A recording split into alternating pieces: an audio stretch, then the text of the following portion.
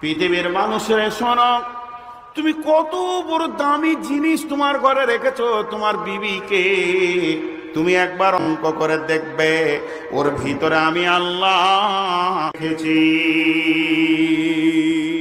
বিশ্ব নবী কি বলছেন? নবী বলছেন, যত সম্পদ আছে সব মালগুলি সম্পদগুলি, কিন্তু এর থেকে দামি সম্পদ হলো তোমার বিবি। সম্রাট সমসুখী সেই ভিখারে থাকে যদি তার ঘরে আল্লাহওয়ালি নারী।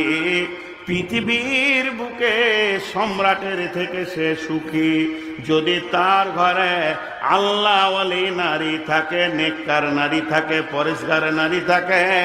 তো আল্লাহ তাবারাক ওয়া তাআলা নবী বলছেন, ওয়াকাদ দুনিয়া কুল্লুহা মাতা, পৃথিবীর বুকে যত সম্পদ আছে সবগুলি হলো সম্পদ। ওয়া খায়রুল মাতাইদ দুনিয়া আল মারআতু সালিহা। আল্লাহর রাস্তে যতগুলি লোক এখানে আছেন, ধৈর্য ধরেন, এই তফসিরটা মনে নেন। আমার ঘরে একটা গাড়ি আছে, আমার ঘরে একটা হুন্ডা আছে, আমার ঘরে একটা কম্পিউটার আছে, আমার ঘরে আমার আলমারি আছে, আমার ঘরে আমার বিবি আছে। বলেন, আলমারিটা কি কাজে লাগে? আমি সেখানে আমার মাল সম্পদ রাখি। হুন্ডাটা কি কাজে লাগে? আমি ওটাকে নিয়ে এলাকায় হাটে বাজারে ঘুরি। চার চাকাটা কি কাজে লাগে? মাইক্রোটা, সেটা নিয়ে আমি প্রোগ্রামে বেরিয়ে যাই। কম্পিউটার কি কাজে লাগে? আমি ওটাতে কোরআন ও হাদিসগুলোকে ডাউনলোড করি। এখন যদি আপনি বলেন, বিশ্বনবী বলেছেন এই মালগুলি তোমার মাল, ওই মালের থেকে দামি মাল, মালের দামি সম্পদ তোমার বিবি। ও খায়রুল মাতাইদ দুনিয়া আল মারআতু সালিহা, তাহলে বিবিটা তোমার কোন কাজে লাগে?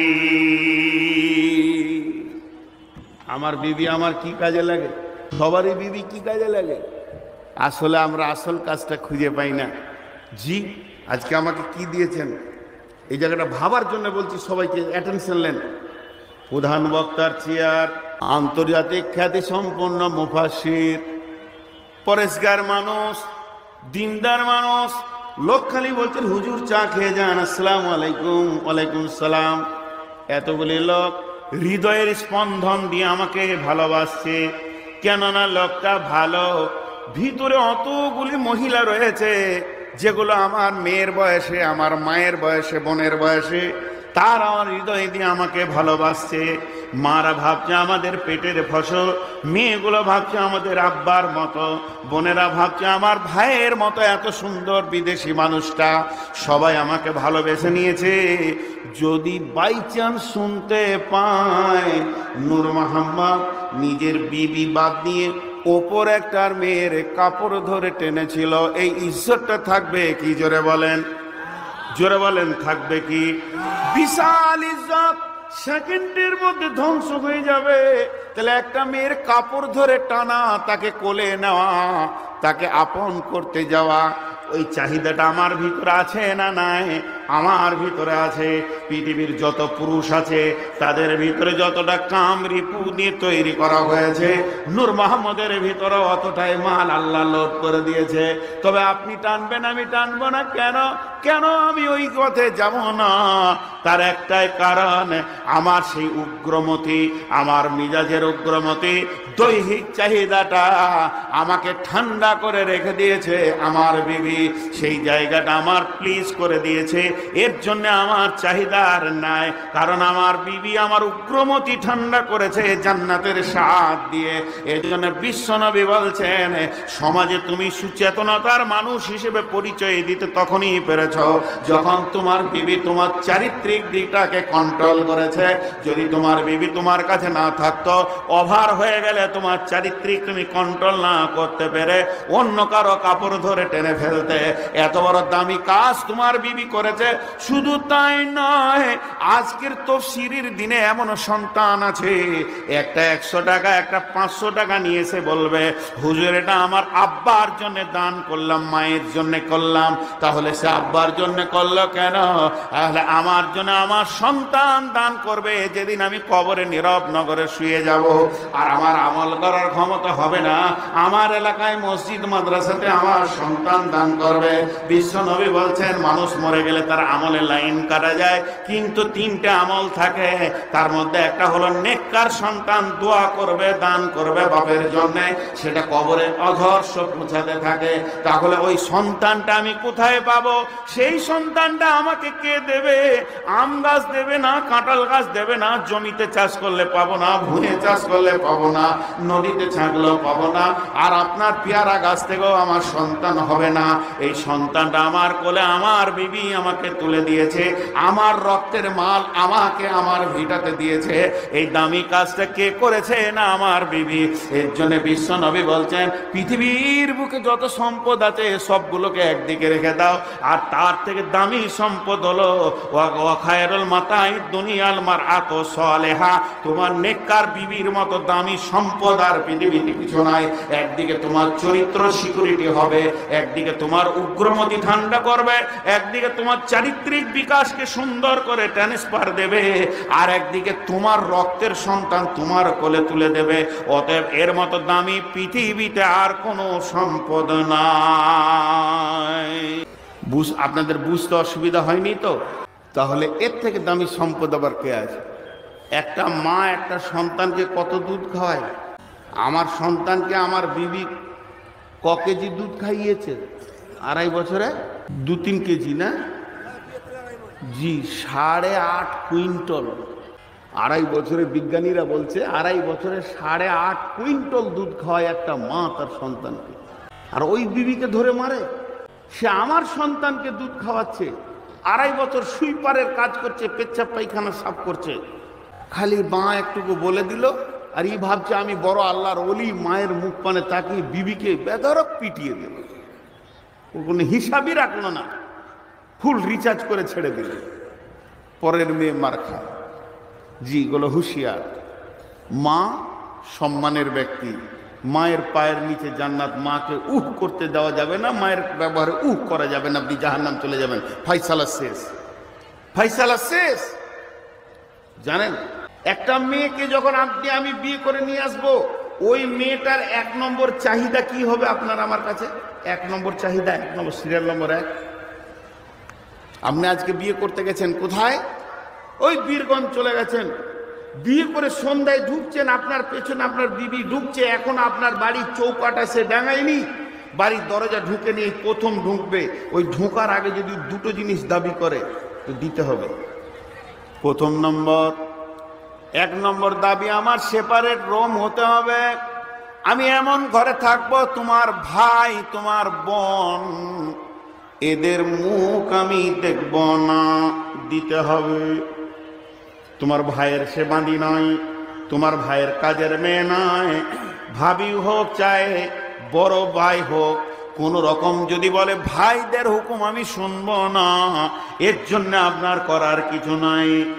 নাম্বার 2, তোমার মা আব্বার খিদমত আমি করব না, তুমি তোমার মা বাপের খিদমত করবে, আমি তোমার করব। বিশ্বনবী চিফ জাস্টিস ফাইসালা টেনে দিয়েছেন, এর উপরে ফাইসালা করার আর দ্বিতীয় কোনো মাথা নাই।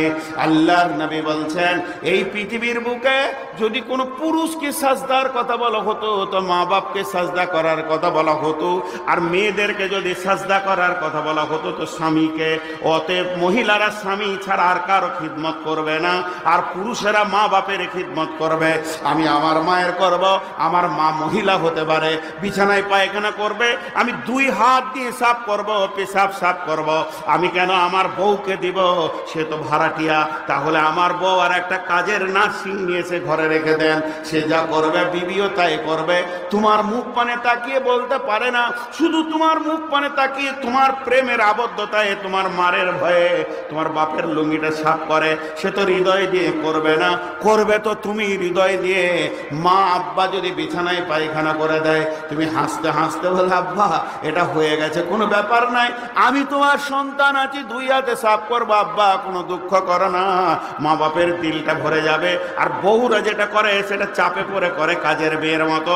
অতএব বিশ্বনবী ফায়সালা করে দিয়েছেন, হে নূর মুহাম্মদ, তুই তোর মা বাপের খিদমত করবি, পেশাব পায়খানা কাপড় সাফ করা থেকে নিয়ে সব কিছু তুই করবি।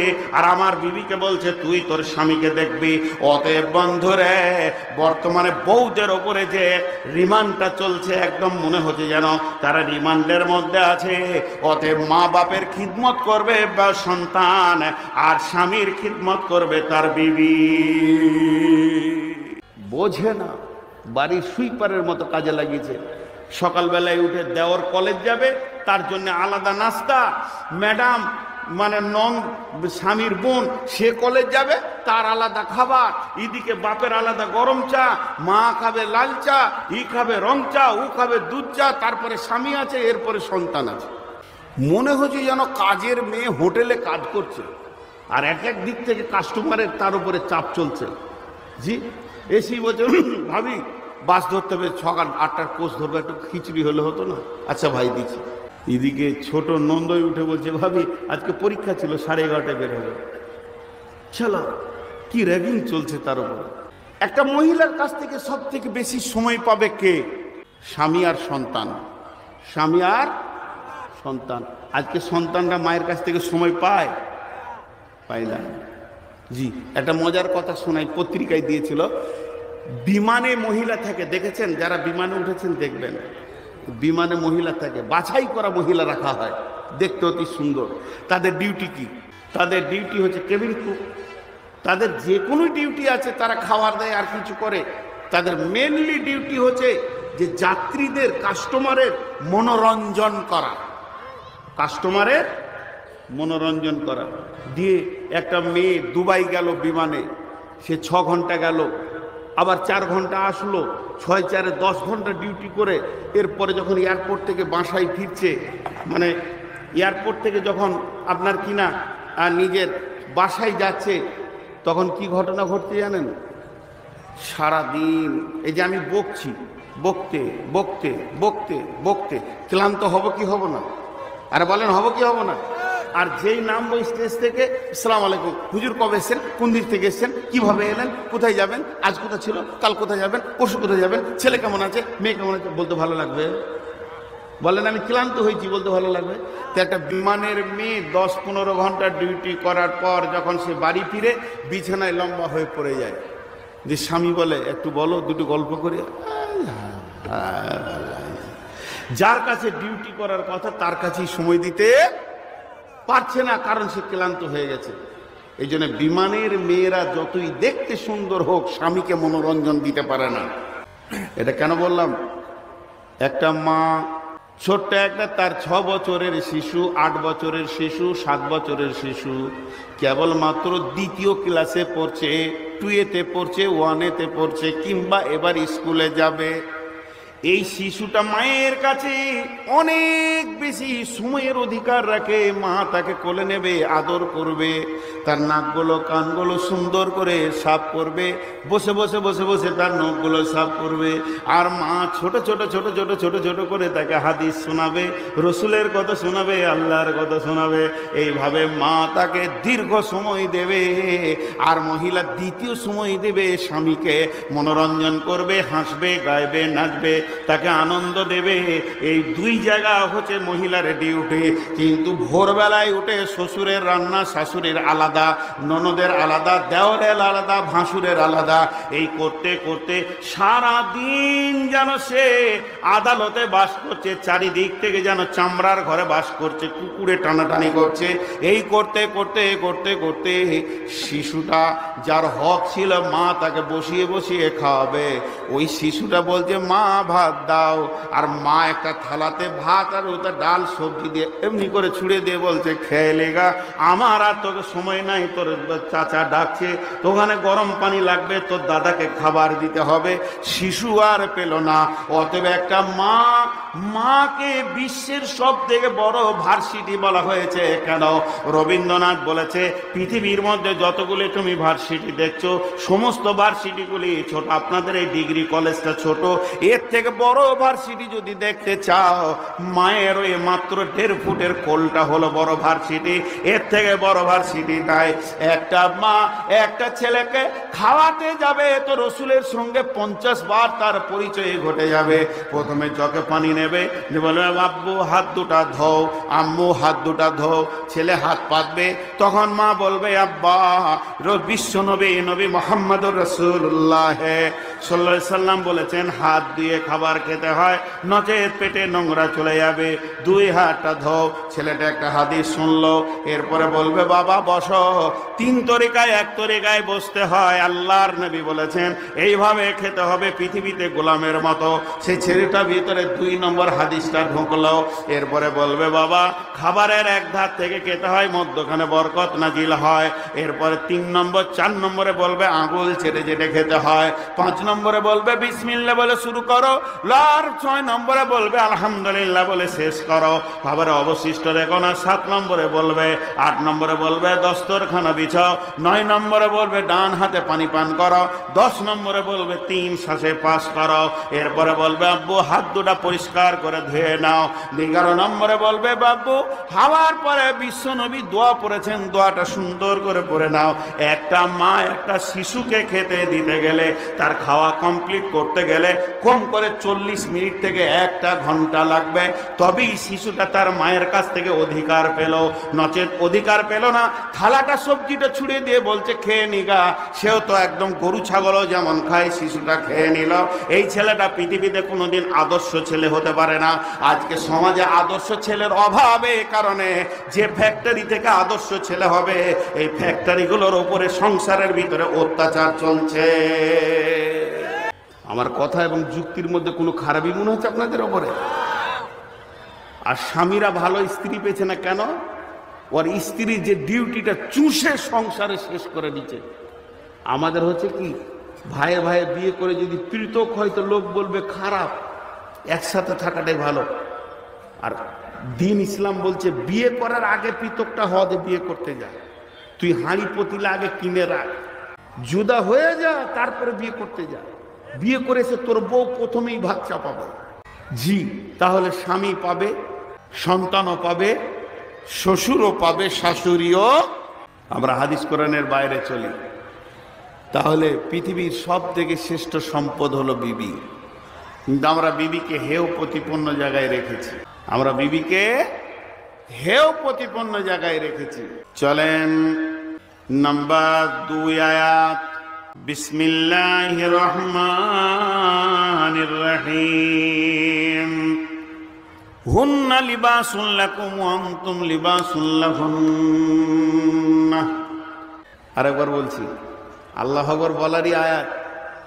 যদি কারো দিলে এটা ঢুকে তো আল্লাহু আকবার বলবে, নাহলে সুবহানাল্লাহ বলবে। এটা যে কত তথ্য কথা আছে। বিসমিল্লাহির রহমানির রহিম। হুন্না লিবাসুল লাকুম ওয়া আনতুম লিবাসুল লাহুন্না। আল্লাহ কত গভীর কথা বললেন, সুবহানাল্লাহ। এতক্ষণে যাকে এনেছে তো, যাই হোক, প্রেমের ছন্দ। পৃথিবীতে কবি, সাহিত্যিক, দার্শনিক যত এসেছে কত ছন্দ ব্যবহার করেছে, করেনি? ছন্দ স্বামী স্ত্রীর ভিতরে ছন্দ ব্যবহার করেছে না করে নাই? প্রেমিক প্রেমিকা কত রকম, আশিক মাসুক, বলমি বালমা, এগুলো হলো প্রেমের ছন্দ। তুমি আমার ভালোবাসা, আমি তোমার ভালোবাসা, তুমি আমার প্রেমিক, আমি তোমার প্রেমিকা, তুমি আমার আশিক, আমি তোমার মাসুক। কত ভাষা, যে যতই ভাষা বলেছে আল্লাহর ভাষার কাছে সব ফেল। আল্লাহ বা স্বামী স্ত্রীকে কি বলছে দেখেন, হুন্না লিবাসুল লাকুম ওয়া আনতুম লিবাসুল লাহুন্না। এত বড় ছন্দ পৃথিবীতে কেউ দিতে পারেনি, কিয়ামত পর্যন্ত পারবে না। আল্লাহ চ্যালেঞ্জ দিয়েছেন, ওয়া ইন কুনতুম ফি রাইবিম মিম্মা নাযালনা আলা আবদিনা ফাতু বিসূরাতিন মিন মিসলি ওয়া দুউ শুহাদাকুম মিন দুনিল্লাহি ইন কুনতুম সাদিকিন। বিশ্ববাসীরে আমি যতগুলো ছন্দ দিয়েছি, যতগুলো রচনা দিয়েছি, রচনা শৈলী যতগুলো ব্যবহার করেছি, বিশ্বের যতগুলো ব্রেন আছে তোরা একা নয়, এক জায়গায় হয়ে যা। আল্লাহকে বাদ দিয়ে একটা ছন্দ কোরআনের মতো বের করে দিতে পারবি না। আমি আল্লাহ চ্যালেঞ্জ দিচ্ছি, তোরা কোনোদিন পারবি না, এটা তোদের দ্বারা সম্ভব নয়। তো আল্লাহ তাবারক ওয়া তাআলা কত সুন্দর ছন্দ দিয়েছেন, হুন্নাস লিবাসুল লাকুম ওয়া আনতুম লিবাসুল লাহুন্না। কি সুন্দর ছন্দ। মেহেন্দি সে লিখে গোরি হাথों पे मेरी तू मेरी बलमा का नाम। देखो मैं बलमा को हाथों पे मेरी दिन दोपहर हर सुबह शाम तू मेरी बलमा का नाम। কি সুন্দর ছন্দ। জি কি गोरी है कलैया, गोरी है कलैया, गोरी है कलैया, दिला दे मुझे हर हर चुरिया, गोरी है कलैया अपना बना ले मुझे बालमा, गोरी है कलैया। এগুলো প্রেমের ছন্দ গো। আপনি ভাবিয়েন না যে কোনো গজল বা কিরাত করছি, এগুলো হিন্দি গান। এর মানে গুলো দেখেন। জি প্রথম যেটা বললাম মেহেন্দি, মেয়েরা মেহেন্দি নেয় না হাতে, হ্যাঁ, তো ওই বলছে মেহেন্দি সে লিখে গোরি হাথों पे मेरी तू मेरी बलमा का नाम। হে আমার বান্ধবী, আমার যে ছেলেটাকে আমি ভালোবাসি, আমার প্রেমিকের নামটা আমার হাতে লিখে দাও, মেহেদি দিয়ে লিখে দাও। যদি তুমি আমার প্রেমিকের নামটা আমার হাতে লিখে দাও, তাহলে সকাল সন্ধ্যা আমি আমার প্রেমিককে দেখতে পাবো। দেখু मैं बलमा को हाथों पे मेरी दिन दोपहर हर सुबह शाम तू मेरी बलमा का नाम। আর দ্বিতীয় গানটা কি বলছে, গোরি है कलैया, এটাকে কালাই বলে হিন্দিতে কালাই, গোরি হে কালাইয়া, গোরি হে কালাইয়া। এইভাবে ছেলেটার কাছে গিয়ে বলছে আমার হাত দুটি বড় অতি সুন্দর, একদম সাদা চকচক করছে, দিলাতে মুঝে হার হার চুড়িয়া, তুই আমাকে দুই হাতে চুড়ি পরিয়ে দে, আপনা বানালে মুঝে বালমা, তোকে আমি ভালোবাসি, চুড়ি পরিয়ে দে, তুই আমাকে আপন করে নে, তোর কাছে চিরদিন থাকবো। অতএব বন্ধুরে, এগুলো হলো প্রেমের ছন্দ। কত কবি, কত সাহিত্যিক, কত বিজ্ঞানী, কত আপনার কিনা দার্শনিক সুন্দর করে করে করে করে করে করে ছন্দ দিয়েছে, কিন্তু আমার আল্লাহ কোরআনে ছন্দ দিয়েছে স্বামী স্ত্রীর ভিতরে কেমন, হুন্না লিবাসুল লাকুম ওয়া আনতুম লিবাসুল লাহুন্না, এর উপরে কোনো ছন্দ হতে পারে না। এটা চারখানা তফসির, এক দুই করে গুনিয়ে দেবো সিরিয়াল দিয়ে। হুন্না লিবাসুল লাকুম ওয়া আনতুম লিবাসুল লাহুন্না। লিবাস মানে কি? পোশাক, পোশাক, পোশাক। লিবাস মানে পোশাক। আল্লাহ তাবারক ওয়া তাআলা বলছে হে পুরুষের দল তোমরা মেয়েদের পোশাক, হে মেয়েদের দল তোমরা পুরুষের পোশাক। মেয়েরা কি পরে? মেয়েরা তাদের গায়ে টাচ করে রেখে গায়ের সঙ্গে লাগিয়ে কি পরে? সালোয়ার পরে, কামিজ পরে, শাড়ি পরে, ব্লাউজ পরে, সায়া পরে। তারা কি পরে? চাদর নেই, বোরখা নেই, তো সালোয়ার কামিজ, চুড়িদার, নাইটি বলেন, আর সায়া ব্লাউজ বলেন, শাড়ি বলেন, এগুলো আমরা পুরুষের দল। আর পুরুষ কি পরে? জামা পরে, জুব্বা পরে, গেঞ্জি পরে, ফুল প্যান্ট পরে, আপনার কিনা লুঙ্গি পরে, পাঞ্জাবি পরে, এগুলো মহিলারা। আল্লাহ বলছে তোমরা ওদের লেবাস, ও পুরুষের দল, হুন্না লিবাসুল লাকুম ওয়া আনতুম লিবাসুল লাহুন্না। মেয়েরা হলো তোমাদের পোশাক আর তোমরা হলে মেয়েদের পোশাক। এই পোশাক কেন আল্লাহ বললেন? আমাকে কেন আমার বিবির পোশাক বললেন? আর আমার বিবি যে গায়ে যেটা আছে সেটা আমি, আর আমার গায়ে যেটা রয়েছে সেটা আমার বিবি। এবার এক দুই করে চারটা গুনিয়ে দিব। নাম্বার এক, মানুষ কি করে পোশাককে? মানুষ পোশাককে যত্ন করে, ময়লা সাফ করে, আয়রন করে, গোছিয়ে রেখে দেয়, ছুঁড়ে ফেলে না। ছুঁড়ে ফেলেন কি করে? ময়লা হয়ে গেছে, ময়লাকে সাফ করবে, নোংরা হয়ে গেছে দাগ তুলবে, আবার আয়রন মারবে, আলনাতে গোছিয়ে রাখবে, ছুঁড়ে ফেলে কি ফেলে বলেন? আরে এতগুলো লোক হ্যাঁ না বলেন, ফেলে না।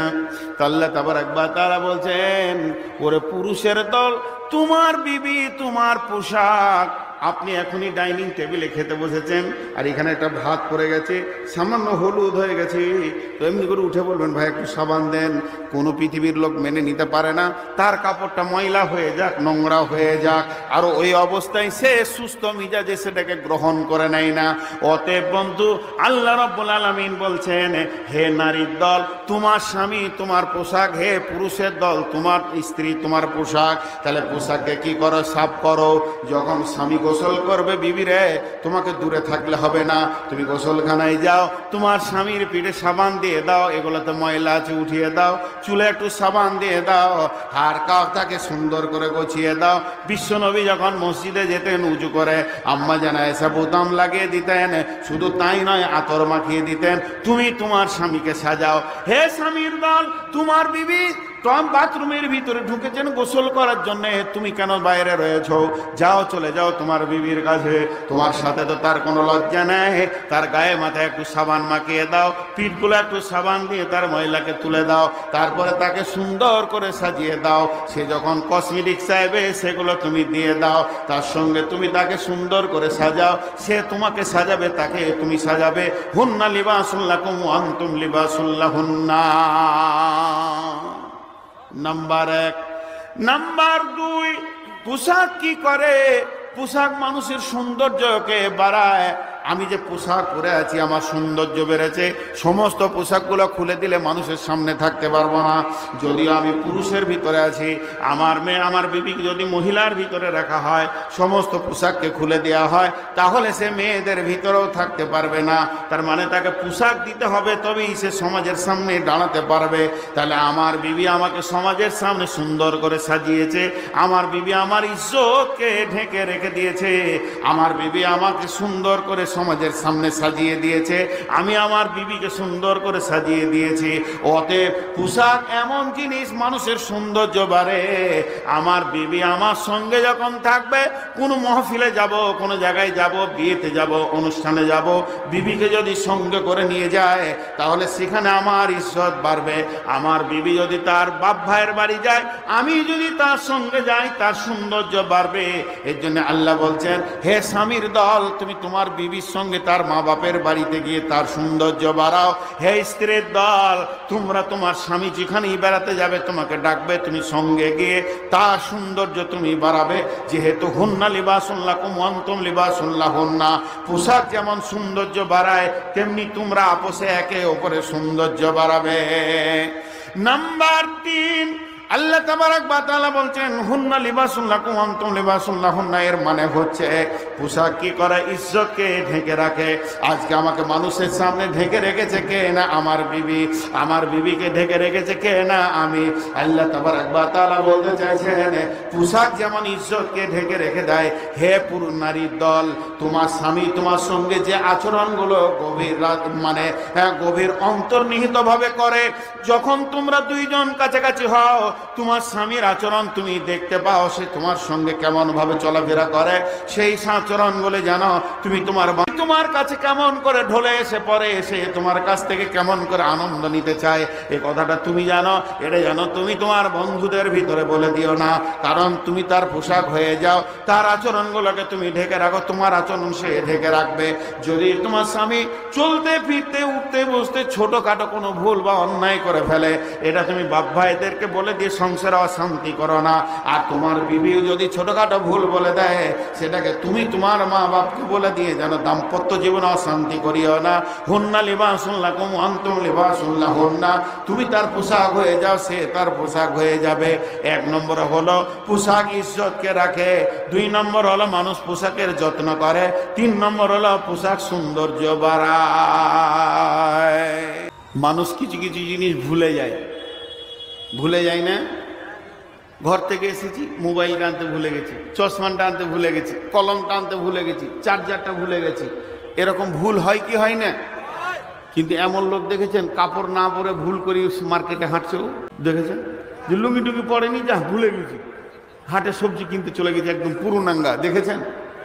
পোশাক এমন একটা জিনিস কোনদিন মানুষ তাকে ভুল করে না। পোশাক এমন একটা জিনিস নিজের চামড়ার সঙ্গে সবসময় টাচ করে। আমার বাপ করে না, ভাই করে না, বন্ধু করে না, বিবি আমার আপনার কিনা সন্তান করে না, কিন্তু পোশাক আমার শরীরের সঙ্গে টাচ করে থাকে, এক আমি কোনোদিন ভুলি না। তেমনি আমার রব বলছে তোর বিবি হলো তোর শরীরের সবসময় টাচ করা সম্পর্ক, একে কোনোদিন হৃদয় থেকে তুই ভুলবি না। মানুষ যেমন লুঙ্গি ভুলে না, তেমনি তুই তোর বিবিকে ভুলবি না, তোর বিবিও তোকে ভুলবে না। হুন্না লিবাসুন লাকুম ওয়া আনতুম লিবাসুন লাহুন্না। আর একটা আয়াত, আর 3টে আয়াতের কথা বলবো। আপনারা 12টা পর্যন্ত কে কে থাকবেন না হাত তুলেন। যতটি লোক বসে আছেন, আমি আপনাদেরকে, আমি নূর মোহাম্মদ কোনোদিন এরকম ভাবে বলি নাই যে বসেন, দামি কথা বলছি, কিন্তু আর 2-3টে আয়াতের তর্জমা শুনে তারপরে যাবেন। আল্লাহ কত গভীর কথা বলেছেন। টোটাল মেয়েদেরকে আল্লাহ 3টে ভাগ করেছেন। কয়টা ভাগ করেছেন? কয়টা ভাগ বললাম? প্রথম 2টা ভাগ করেন।